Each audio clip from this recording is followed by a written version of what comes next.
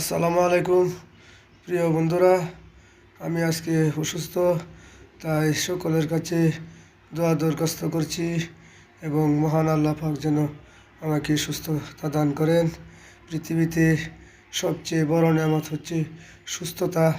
যদি একটা মানুষ সুস্থ থাকে তাহলে বেশি কিছু প্রয়োজন মনে করি না আমি, কারণ পৃথিবীতে সবচেয়ে বড় নেয়ামত সুস্থতা।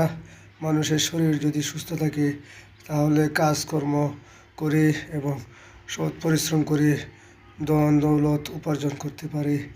তাই বড় নেয়ামত হচ্ছে সুস্থতা এবং সবার সুন্দর সুস্থতা কামনা করি, সেই দোয়া করে আমি কবি মোহাম্মদ বাচ্চু মিয়া বিদায় নিলাম।